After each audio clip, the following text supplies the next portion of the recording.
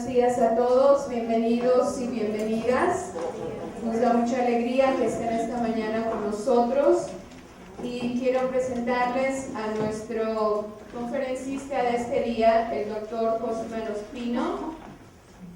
El doctor Ospino es profesor de Teología y de Educación Religiosa en Boston College, donde también es director de programas de posgrado en Ministerio Hispano.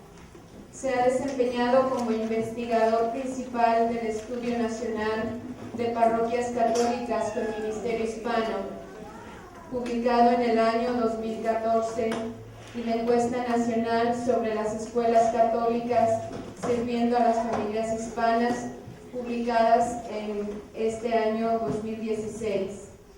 Él es miembro de la Academia de Teólogos Hispanos Católicos de los Estados Unidos, miembro de la Junta Directiva de la Asociación Católica Educativa Nacional y miembro del equipo central de coordinación del Quinto Encuentro Nacional para el Ministerio Hispano-Latino. Acompáñenme a darle una calurosa bienvenida al doctor Ospino.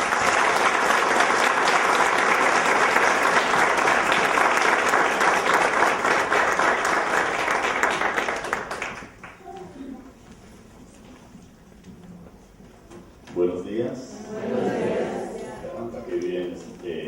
Es un gusto estar aquí en Reno nuevamente. Hace unos años Maripaz me había invitado, creo que algunos de ustedes recuerdan algunas caras, ¿cierto? En aquella época yo tenía cabello, ¿se acuerdan?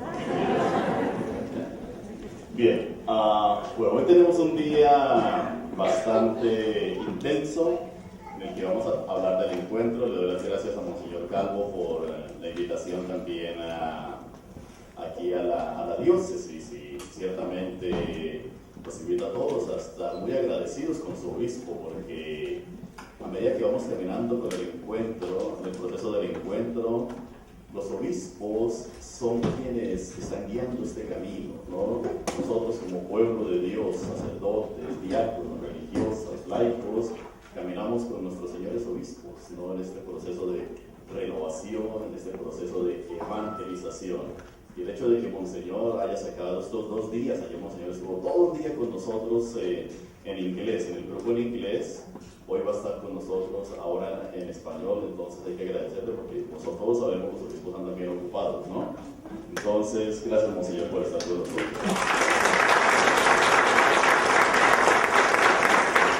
Muy bien. Antes de comenzar, voy a hacerles algunas preguntas para ver cómo... Ahorita regresamos. Vamos a hacer algunas preguntas. Quiero saber un poquito de ustedes. Entonces, primero quiero saber de dónde vienen la mayoría, ¿no? ¿Cuántos de ustedes nacieron en los Estados Unidos? Levanten la mano bien, con eso los puedo ver. Repito, unos poquitos nacidos en los Estados Unidos. Perfecto.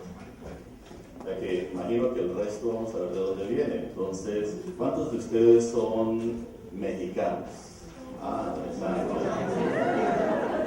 ¿Quedó alguien en México? No, nada.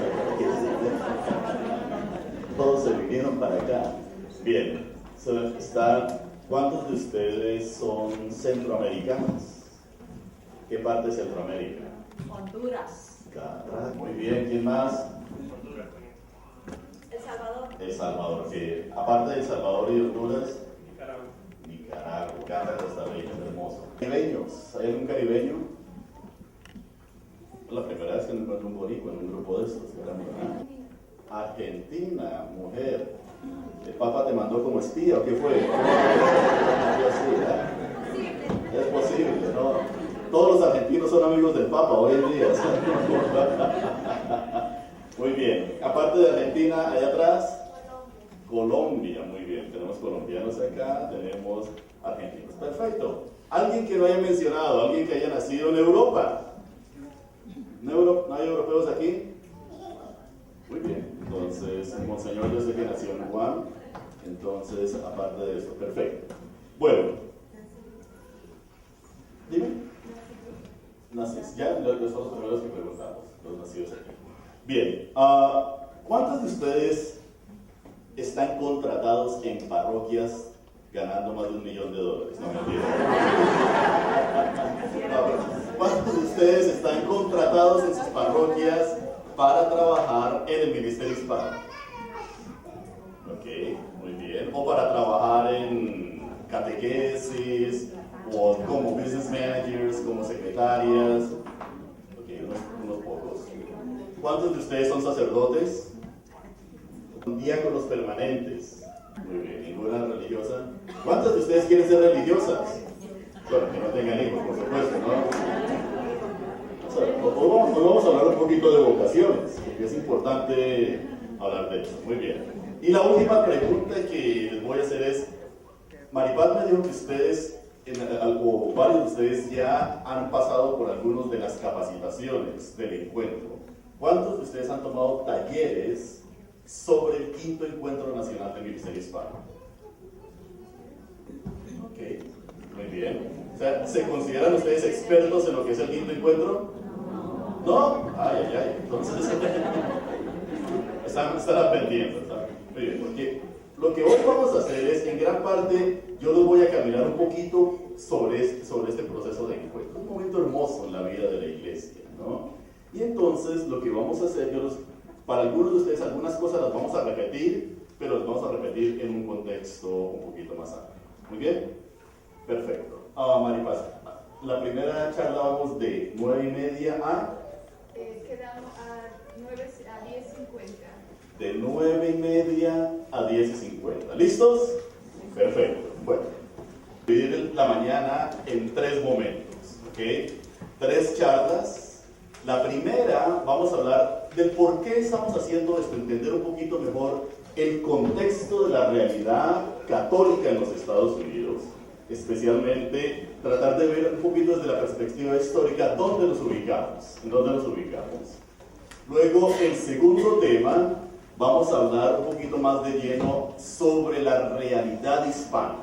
¿Qué significa? Propiamente, vamos a dedicarnos lo más de lleno a entender bien la realidad hispana y cuáles son los desafíos de la comunidad hispana.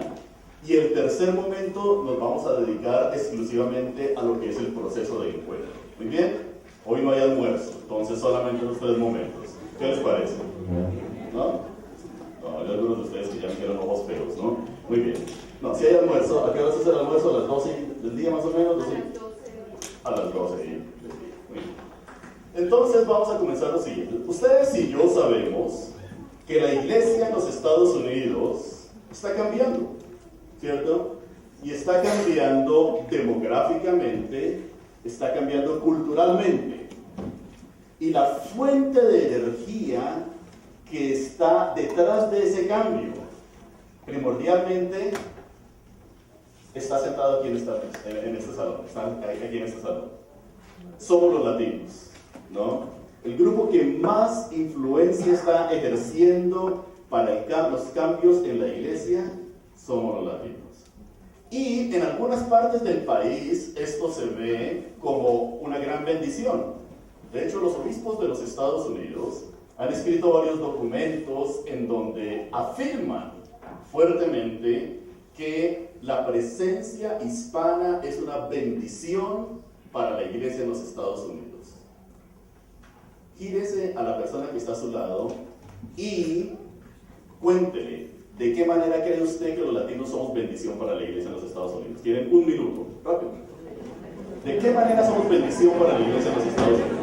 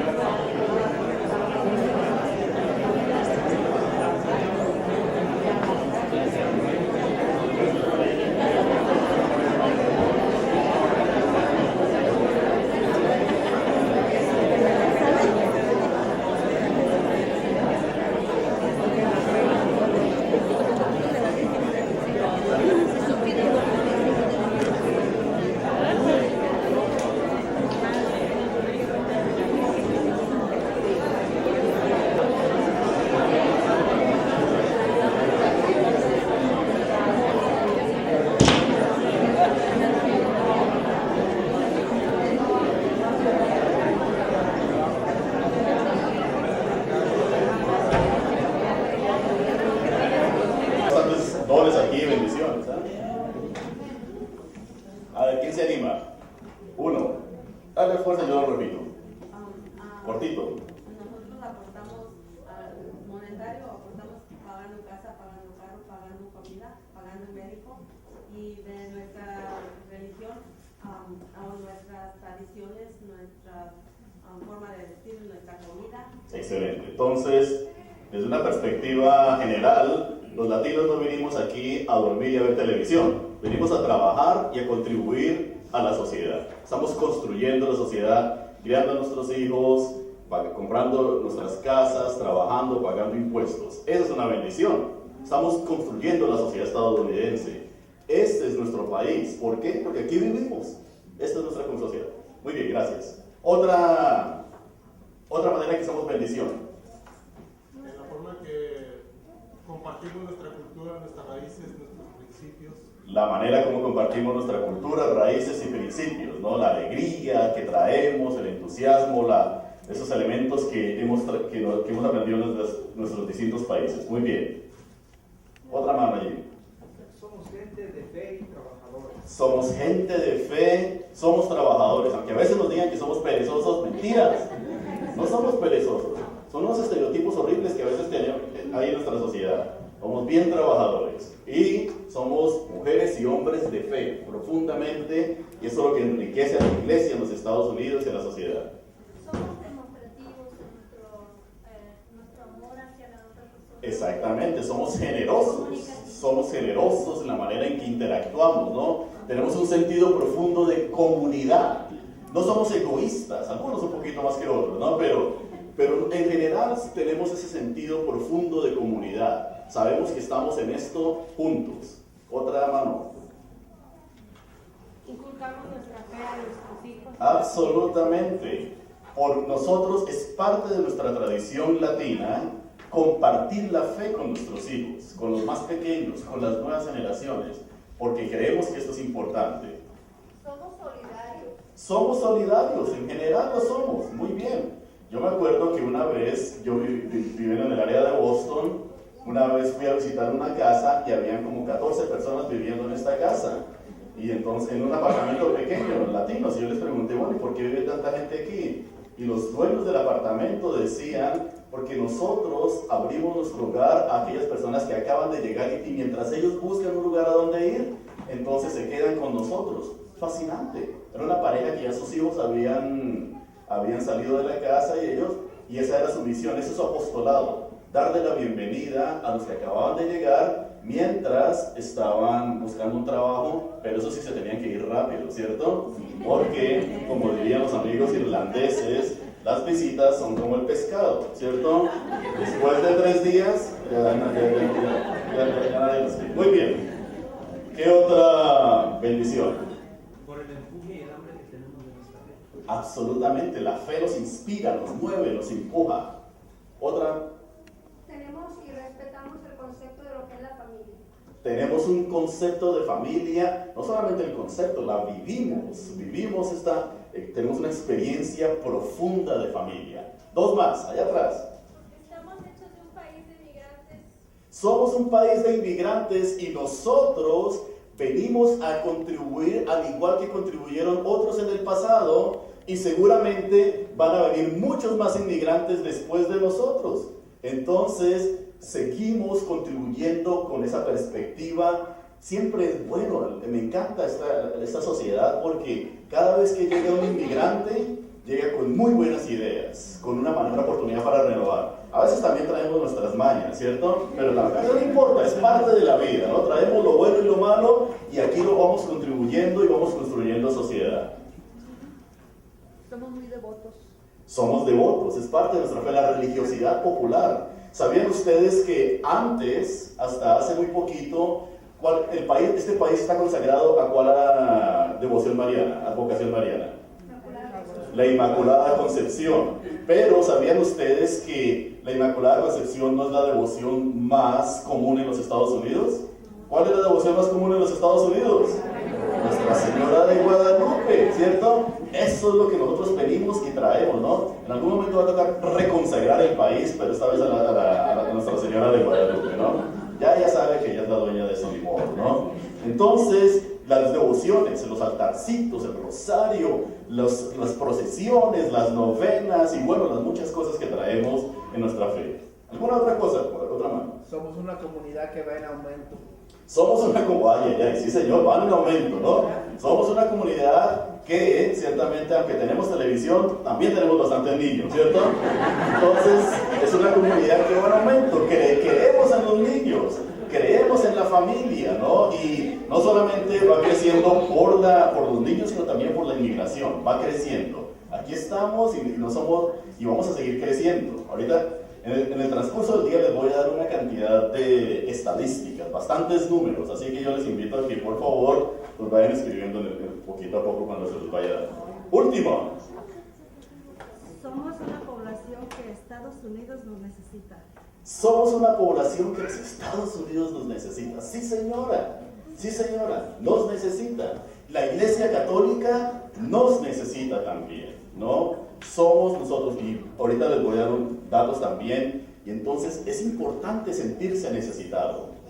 Había un psicólogo judío que estuvo en los campos de concentración durante la Segunda Guerra Mundial en Alemania, ¿no?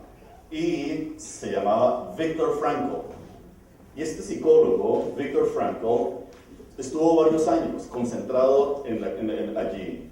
Y cuando él salió del campo de concentración, él dijo, hay dos cosas que el ser humano necesita para poder ser plenamente humano.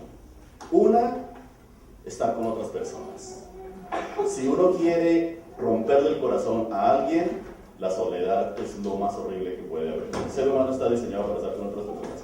Y dos, la necesidad o el deseo de sentirse necesitado, el sentido de pertenecer a una comunidad. Tienes razón en ese sentido. Somos necesitados y es bueno que nosotros nos demos cuenta de esto, que como latinos, como católicos, la iglesia nos necesita, la sociedad de los Estados Unidos nos necesita. Y es muy importante esto. Y bueno, no te voy a dejar porque había dicho que el último, pero no tengo con la mano arriba. Nos gusta participar y celebrar los sacramentos de la iglesia. Absolutamente, nos gusta participar y bueno, nos gusta celebrar, ¿no? Los sacramentos en gran parte, aunque hay muchos latinos que no están celebrando los sacramentos. Todos lo sabemos, ¿no? La mayoría de latinos no se casan, por ejemplo, en la iglesia católica. La mayoría de latinos no reciben la confirmación en los Estados Unidos. La mayoría de latinos, de hecho, muchos niños llegan hasta los 10, 12, 14, 16 años y nunca se bautizan, porque los papás no han hecho eso. Entonces, son cosas que vamos a hablar más adelante en cuanto a los desafíos de la evangelización. Pero por ahora, lo que sí sabemos es que nos gusta celebrar, ¿cierto? Tenemos un sentido profundo de fiesta. ¿A quién no le gusta la fiesta? ¿Cierto? A todos nos gusta la fiesta, no la fiesta de parranda, sino, pero también es buena de vez en cuando, ¿no? Pero la fiesta en el sentido de celebrar la quinceañera, el bautismo, los cumpleaños, la fe, etcétera, etcétera, etcétera. Bien, somos una bendición. Somos una bendición para la iglesia en los Estados Unidos.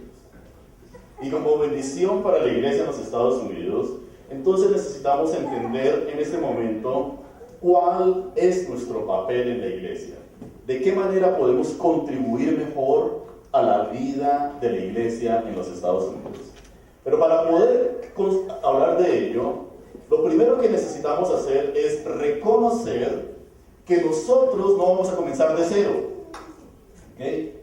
La iglesia en los Estados Unidos ya tiene una larga historia sobre la cual ustedes y yo venimos a construir. Nosotros no comenzamos de cero. Y es un pecado, es un error de cualquier comunidad inmigrante llegar y pensar que nosotros llegamos y nos la sabemos todas con relación al catolicismo y lo que otros han hecho no es importante. Es todo lo contrario. Para poder apreciar nuestro lugar en la iglesia y en la sociedad en los Estados Unidos, es fundamental que nosotros comencemos a reconocer qué es lo que hemos heredado, qué es lo que hemos recibido.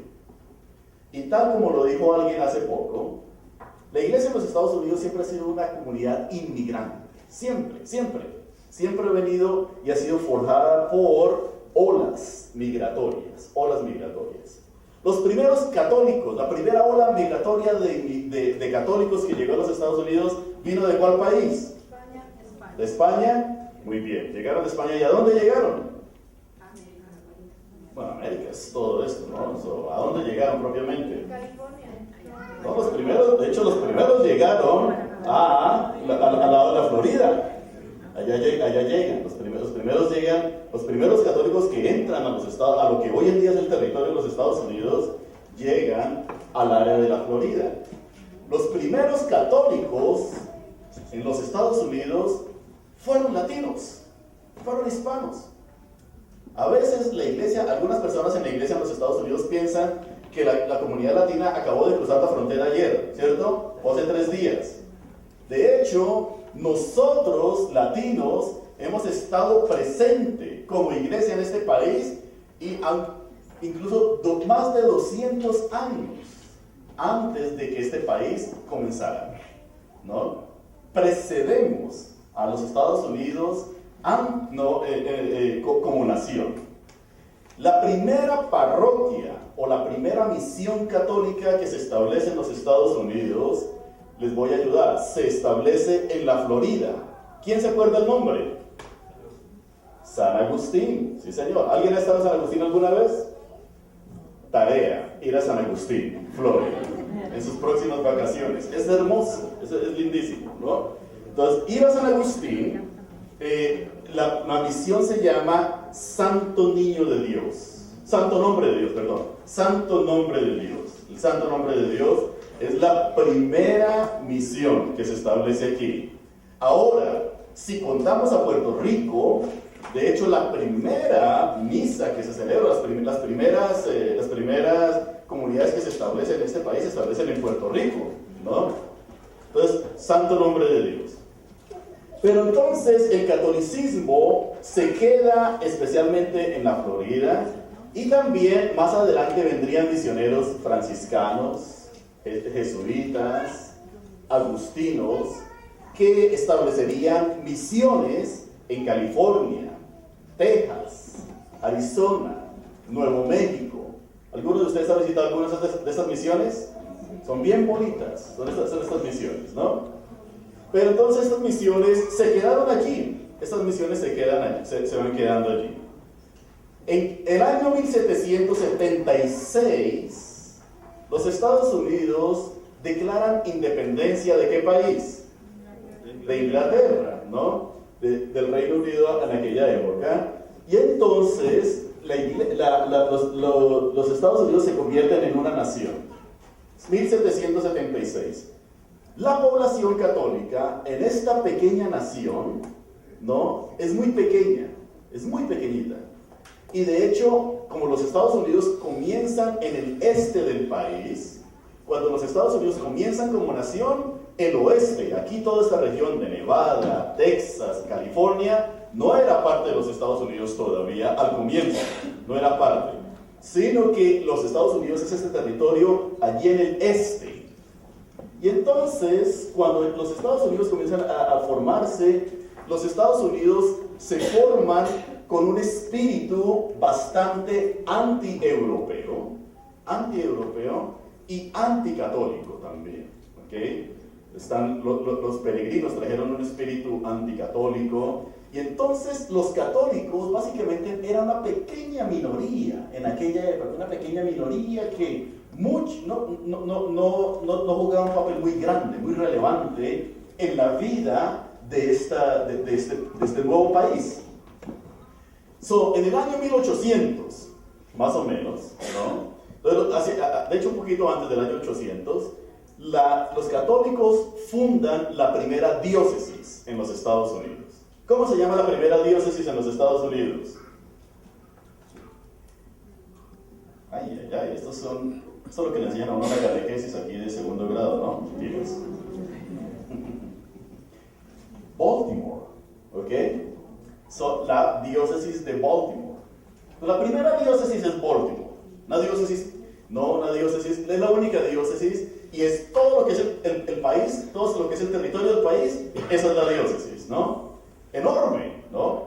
De hecho, Monseñor Calvo sabe que es tener una diócesis grande, porque eso es una diócesis enorme también, ¿no? Pero aquella era mucho más grande porque era todo el país, la diócesis de Baltimore, y en total habían aproximadamente unos 200,000 católicos, nada más, en todo el país, ¿no? Hay algunas personas que dicen que tal vez habían menos, que tal vez habían más. En aquella época no había censo, solamente se estima que habían unos 200,000 católicos.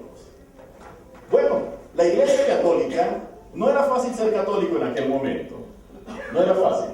Había un espíritu anticatólico que, por ejemplo, no le permitía a muchos católicos comprar terreno para construir iglesias. Los católicos tenían prohibido en muchas partes de Nueva Inglaterra comprar terrenos para construir iglesias, ¿no? Los católicos, muchos católicos en ciertas partes de Nueva Inglaterra no podían votar, tampoco podían ser elegidos como alcaldes o como gobernadores o para ejercer oficios públicos. Entonces, ser católico básicamente era parte de ser una minoría un poquito así como escondida. Pero a comienzos de los años 1800, Europa se pone patas arriba, ¿no? Europa comienza a transicionar de lo que se llamaban los famosos reinados y los emperadores, y comienzan a convertirse en los estados modernos. La Nueva Francia, Alemania, Italia, España, todo esto comienzan a convertirse en los países y comienzan a haber muchas guerras de poder. Ustedes saben que siempre cuando hay algo nuevo comienzan guerras de poder. Y cuando hay guerras y cuando hay dificultades, ¿quiénes son los que más sufren? Las minorías, los pobres, la gente pobre. Usualmente son los pobres los que son afectados cuando hay violencia, cuando hay pobreza, cuando hay guerras. Los pobres son los que pagan los platos rotos, ¿no? Y para colmo de males, los irlandeses, ¿no? Que, por ejemplo, la parte de los irlandeses que es católica, los irlandeses estaban allí. Entonces los irlandeses, la base común del alimento de los irlandeses es que era la papa, ¿cierto? Hoy en día comen de todo, ¿no? Entonces, pero era la papa, así como para los mexicanos y muchas partes de Latinoamérica era el maíz, ¿no? Entonces para ellos era la papa, y le cayó una enfermedad a la papa, y entonces esta gente comienzan a comerse las papas envenenadas con esa enfermedad, y cientos de miles mueren, muchas personas mueren. O sea que aparte de guerra, violencia, hambre, falta de trabajo, papas envenenadas, ¿no? Enfermedades. Entonces, lo primero que la gente comienza a decir es, ¿y ahora para dónde nos vamos a ir? Resulta que entonces la gente había escuchado de un país al otro lado del océano Atlántico, llamado como América. ¿Sí le llamaba? América. Se llamaba Estados Unidos de América, pero todo el mundo lo conoce como América. Y todo el mundo tenía el sueño americano. ¿Y el sueño americano qué era? Cruzar allí y tener tranquilidad, por Dios santo. Eso es lo que todo el mundo busca. Entonces la gente agarran sus barcos y ¡zum!, comienzan a pasar el océano. Y no era un viaje fácil. Un viaje de Irlanda o de Italia hasta los Estados Unidos fácilmente duraba entre 3 y 4 meses, ¿no? Eso no era como hoy en día que uno se monta en un avión y le dice a la mamá, te veo en 6 horas, ¿no? Aquí era, dice que te veo en 4 meses si es que te veo, porque muchos barcos se hundían, ¿no? Entonces no era fácil, era toda una aventura. Pero aún así, durante el siglo XIX, en estos años, comienzan muchas de esas personas, millones de esas personas, se montan en los barcos y comienzan a llegar a los Estados Unidos. Y muchos de estos millones, de hecho la gran mayoría de estos millones, resulta que eran católicos. Esta gente, entonces yo me los imagino en los barcos cuando vienen esas tormentas rezando el rosario. Dios te salve María, que son las segundas, Santa María, Madre de Dios, que por favor nos fundamos, ¿no? Y entonces van corriendo, llegan allí, llegan todos los católicos. En el siglo XVIII, ¿cuántos católicos dijimos que había en el siglo XIX?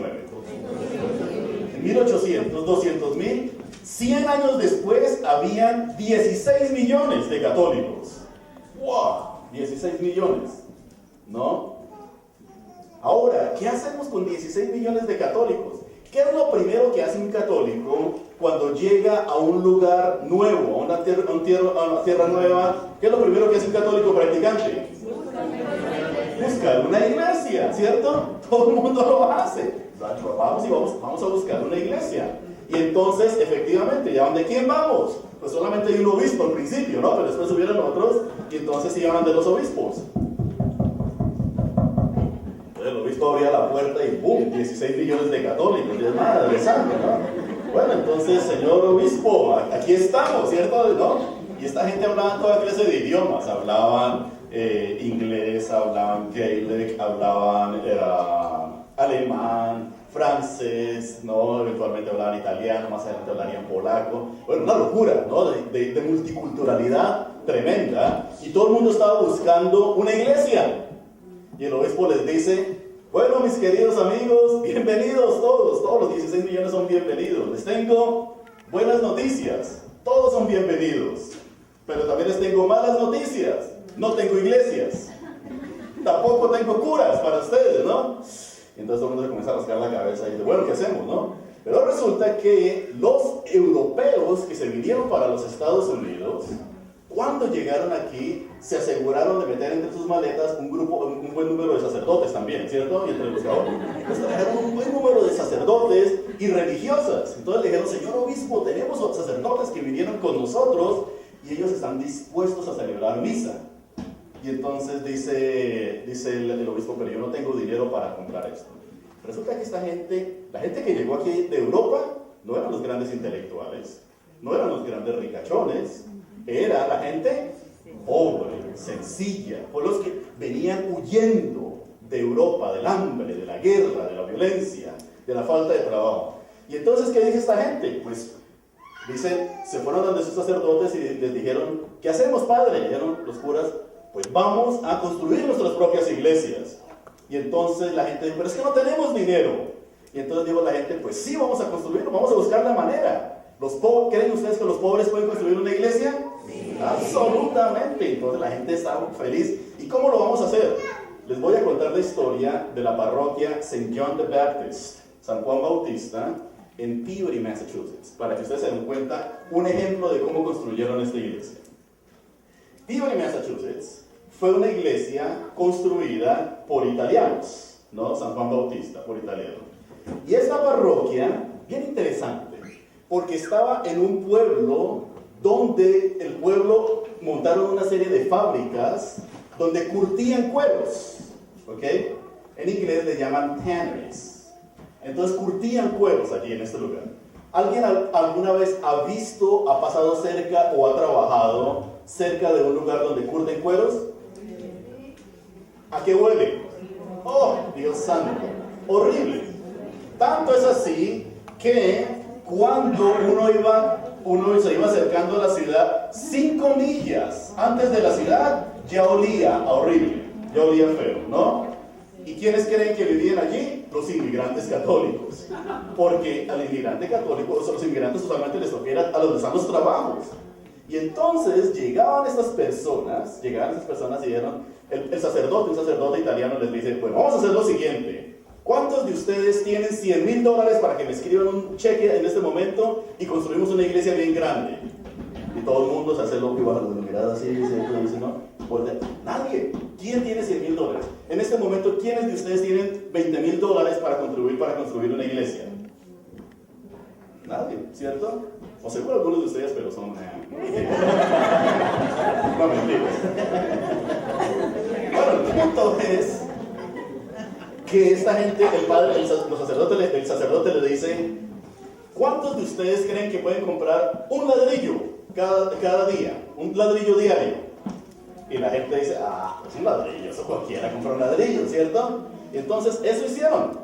Entonces, 2 varones, porque en aquella época las señoras no trabajaban públicamente fuera, son 2 varones, salían de sus trabajos oliendo, porque ese olor se le pega en la piel y en la ropa, salían oliendo a este cuero en descomposición, y pasaban por el lugar, la ferretería donde vendían los ladrillos, compraban un ladrillo y de camino iban y lo dejaban en el lote de la iglesia. Allá lo dejaban. Todos los días era esa procesión. Los católicos pasaban, compraban el ladrillo y luego lo dejaban en el lote de la iglesia. No había prisa, no había prisa. Pero cuando se dieron cuenta, varios meses después, tenían tantos ladrillos que podían haber construido una catedral. Tantos ladrillos. Y entonces, miren cómo la unión hace la fuerza. La unión hace la fuerza. Tengan en cuenta esto porque más adelante les voy a hablar de cómo ustedes van a construir las próximas 20 iglesias aquí en Río, ¿ok? Muy bien. Entonces, llegan allá y dijeron, bueno, y ahora, con todos los ladrillos, entonces la gente, ya cuando había todos los ladrillos, entonces ya gente con más formas económicas, dijeron, bueno, yo puedo donar el cemento. Otros dijeron, yo puedo donar las ventanas. Otros dijeron, yo puedo donar las puertas. Nosotros podemos donar los santos. Nosotros podemos donar tanto. Entonces ya tenían todo listo. Ahora faltaba quién iba a construir la iglesia. Y entonces trajeron el arquitecto, el ingeniero, montaron los planos, pero lo que faltaba era mano de obra. ¿Qué creen ustedes que hicieron los inmigrantes? Dijeron, no se preocupen, nosotros lo construimos, pero solamente podemos trabajar un día a la semana en eso, porque tenemos nuestros trabajos. Entonces lo que vamos a hacer es lo siguiente: todos los sábados van a venir los varones y van a donar un día de su trabajo a la iglesia, construyendo, abriendo huecos. En aquella época no había máquinas, hoy en día es bien fácil, ¿no? Pero entonces era abriendo huecos, montando ladrillos, construyendo columnas, bla, bla, bla. Y mientras tanto, ¿qué hacían las señoras? Cocinaban. ¿Y qué más hacían? Y cuidaban los niños. Traían a los niños porque no los podían dejar solos en la casa, ¿cierto? Entonces los traían y era un evento de familia. Al cabo de un par de años, la parroquia San Juan Bautista estaba totalmente construida y es una de las parroquias más hermosas en la arquidiócesis de Boston. ¿En cuánto tiempo? Par de años, ¿okay? Así se construyó esa parroquia, pero también así se construyeron muchas otras parroquias en el medio oeste y en el noreste de los Estados Unidos.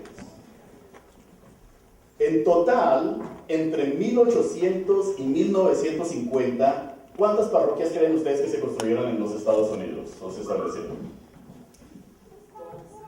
¿Todas? No todas, ¿no? Ya existían algunas acá. Aproximadamente 23,000 parroquias. Más de 23,000 parroquias estaban construidas en todos los Estados Unidos. ¿Quiénes construyeron esas parroquias? Los inmigrantes europeos. ¿Y esta gente eran multimillonarios? No. Esta gente eran inmigrantes que vinieron con la posibilidad y querían que su iglesia progresara. Bueno, se construyen todas estas iglesias.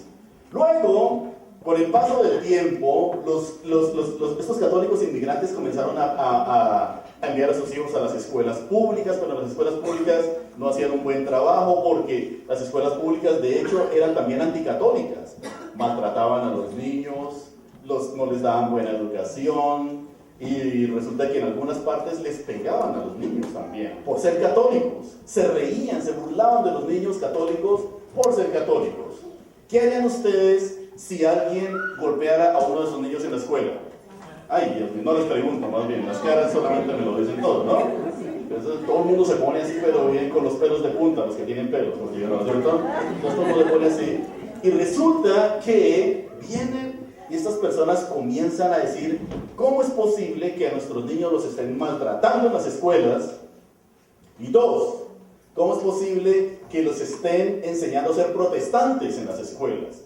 Porque en aquella época a los niños católicos los ponían a leer la Biblia King James, the King James Bible, los ponían a leer allí la Biblia, y para los católicos en aquella época ellos no leían la Biblia, no leían la Biblia. Uno leía la Biblia con el sacerdote o con el obispo, pero no solo. En cambio los protestantes, los católicos íbamos como 150 años atrás, ¿no? De los protestantes en este sentido, ¿no? Pero bueno, entonces fueron nuevamente, si ustedes fueran católicos en aquella época y sus hijos estuvieran siendo maltratados y estuvieran perdiendo la fe, ¿a dónde irían a quejarse? ¿Ante el obispo otra vez? Madre Santa, ¿no? Y entonces, ¿dónde educamos todos estos niños? Estos católicos bien prolíficos, ¿cierto? Entonces vienen estos niños, los obispos vienen y dicen, hay que educar a nuestros niños católicos. Y en el año 1882-83, vienen los obispos y se reúnen en Baltimore, en una reunión que se llama Concilio Plenario, y allí los obispos de los Estados Unidos deciden algo bien interesante. Salieron de esta reunión y dicen, todas las parroquias en los Estados Unidos tienen que construir una escuela. ¿Qué creen ustedes si Monseñor Calvo les dijera a ustedes eso un día? ¿Cuál sería la reacción? ¿Ah? ¿Por qué se ríen? Quedaron en silencio todos, ¿ah? Si Monseñor les dijera, todas las parroquias donde hay ministerio hispano, la próxima tarea en los próximos 5 años es construir una iglesia católica para todos, una escuela católica para todos estos niños. ¿Qué? ¿Cierto? ¿Por qué no? Aquí hay una idea, ir a Home Depot y comprar un ladrillo todos los días. Ajá, ¿por qué no? Pero entonces hay algunas personas que dicen, ay, sí, pero no, pero sí, pero no. Entonces, siempre están los que dicen, hagámosle, por un lado, y están los que dicen, no way, no, yo no voy a hacer esto, yo no puedo hacer, es muy caro, es muy difícil, y entonces, mucha gente, ocurrió lo mismo en aquella época, muchas personas dijeron, sí, lo vamos a hacer, otros dijeron, no, there's no way, no lo vamos a hacer nosotros. Pero en total, ¿saben cuántas escuelas católicas se construyeron hacia mediados del siglo XX? Hacia el año 1950, ¿saben cuántas escuelas católicas habían en los Estados Unidos? 13.400, 13.500. Se habían construido más de 13.000 escuelas católicas en el país, ¿no? ¿Y quiénes construyeron esas escuelas católicas? Los inmigrantes, nuevamente. Los inmigrantes. Y algo fascinante, las escuelas católicas no solamente le dan a los niños que iban allí. ¿Cuáles eran los dos propósitos de las escuelas católicas que dijimos? Uno, darles la mejor educación a los hijos. Yo les pregunto a ustedes, ¿ustedes quieren la mejor educación para sus hijos? Sí. ¿Hay alguien que quiere la peor educación para sus hijos? No. Nadie. Yo no he conocido a la primera persona que diga yo quiero lo peor para mi hijo, ¿no? Aún los papás que son que no son muy responsables, todavía quieren lo mejor para sus hijos. ¿Y cuál es el segundo propósito de las escuelas católicas? Que los niños crezcan en la fe. Buena educación y que crezcan en la fe. Y eso fue lo que hicieron las escuelas católicas. Hacia el año 1960 más o menos, 55% de todos los niños católicos estaban en las escuelas católicas. 55, más de la mitad de todos los niños católicos estaban en las escuelas católicas. Impresionante. Y las escuelas católicas comenzaron con una educación de bastante calidad, profundamente de calidad. Entonces, hubo un tercer efecto de las escuelas católicas.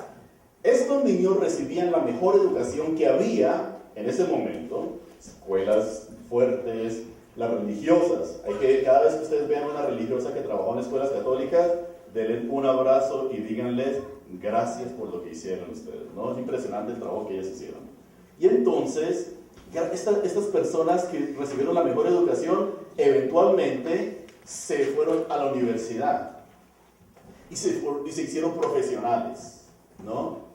A tal punto que hoy en día los católicos euroamericanos son el segundo grupo más educado en este país. Imagínense ustedes, 55% de los católicos euroamericanos tienen un título universitario. La gran mayoría de ellos fueron a escuelas católicas. La gran mayoría fueron a escuelas católicas. Impresionante. Ahora, ¿qué ocurre cuando uno es profesional? ¿Cuáles son los efectos de ser profesional no solamente en este país, en cualquier lugar? Se gana más. Pues muchos de estos católicos comenzaron a trabajar fuertemente, muchos de ellos se volvieron millonarios, muchos de ellos comenzaron a tener bastante influencia en el mundo de la política, de la educación, en el mundo de la construcción, en todas partes se volvieron bastante influyentes. Y si no me creen, por ejemplo, dense cuenta ahorita, por ejemplo, la Corte Suprema de Justicia, ¿no? La mayoría de los jueces de la Corte Suprema de Justicia en este país son católicos, ¿no? Un gran número de personas en el Congreso hoy en día son católicos.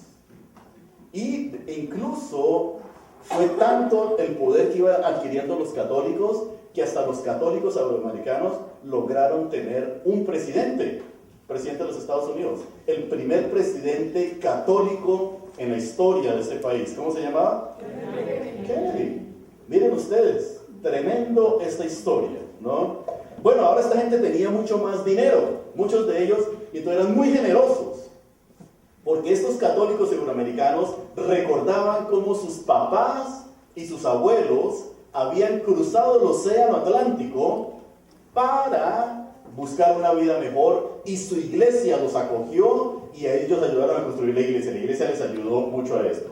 Entonces estas personas comenzaron a ser generosos con la iglesia, ahora tenían más dinero. Si ustedes tienen un poquito más de dinero, ¿cómo ayudarían a la iglesia? ¿Qué harían ustedes? Comprar más ladrillos. Entonces, ¿comprar qué? Comprar más ladrillos. Comprar más ladrillos. Vamos a comprar más ladrillos para construir más edificios, ¿cierto? Vamos a construir un salón parroquial bien bonito con aire acondicionado. ¿Qué más harían ellos? ¿Qué más hicieron, creen ustedes? Piensen como católicos ricos. A ver. Más escuelas, absolutamente. Construir escuelas o expandir las escuelas que ya existen. Mejorarlas. ¿Qué más? Hacer orfanatos para niños. Y los católicos norteamericanos y euroamericanos construyeron bastantes orfanatos. ¿Qué más harían? Hospitales también. Las hermanas decidieron construir hospitales. Vamos, esto es como jugando, ¿alguna vez han jugado ustedes Tío Rico? ¿Cierto? O estos jueguitos de, ¿cómo es que le llaman? Monopolio, ¿cierto? Pues algo parecido. Tenemos más dinero, tenemos más recursos, vamos a invertirlos en la iglesia. Se construyeron orfanatos, escuelas, más iglesias, hospitales, universidades. Los Estados Unidos en este momento tienen 265 universidades católicas, sin contar seminarios. Ningún país en el mundo entero tiene tantas universidades católicas como nosotros tenemos en este país. Impresionante. ¿Qué más harían ustedes si tuvieran un poquito de dinero? Pagar la universidad de nuestros hijos. Pagar la universidad de nuestros hijos. Pues eso es lo que han hecho ellos. Siguen mandando a sus hijos a las universidades. Y luego comenzaron a formar organizaciones para ayudar a los más necesitados. Por ejemplo, Catholic Charities. ¿Todos han escuchado de Catholic Charities? Catholic Charities es el proveedor de servicios sociales número 2 en los Estados Unidos. Proveedor de servicios sociales número 2 en los Estados Unidos. ¿Cuál creen ustedes que es el proveedor número 1 de servicios sociales en este país? La Cruz Roja no es. El gobierno de los Estados Unidos. El gobierno de los Estados Unidos. Imagínense qué tan generosos son los católicos que el gobierno de los Estados Unidos es el número 1 y 2 Catholic Charities, proveedora, coordinado por católicos. Aparte de eso, se establece CRS, Catholic Relief Services. ¿Alguien alguna vez ha donado a CRS? ¿Sí? Muy bien. Me imagino que algunos de ustedes han donado. ¿Alguna vez han visto la campaña Plato de Arroz? Sí. Entonces, hay más sí esta vez. Eso es CRS, Catholic Relief Services. ¿Okay? Y esto lo que ellos hacen es llevar este dinero para ayudarle a personas, a comunidades que están sufriendo especialmente en momentos de pobreza o cuando hay desastre en el mundo entero. Salud, mujer, ¿ah?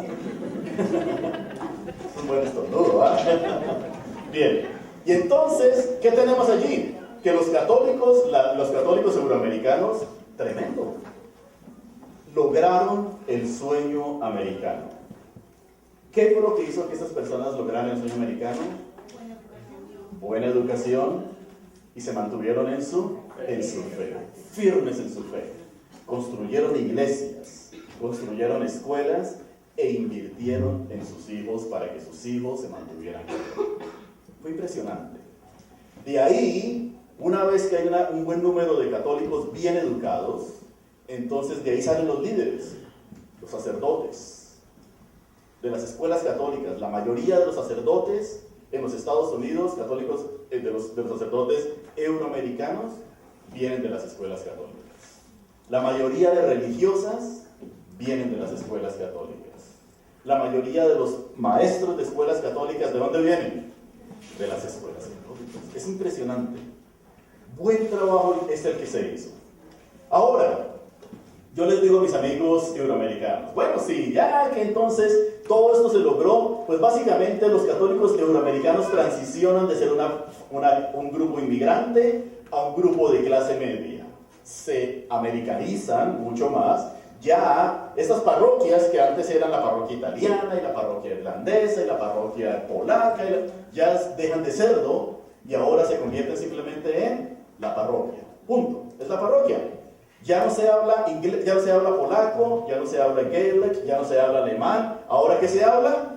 Inglés. ¿Por qué? Porque es natural que con el paso de las generaciones ya los latinos van dejando los inmigrantes van dejando de hablar el idioma que traían de sus países, ¿cierto?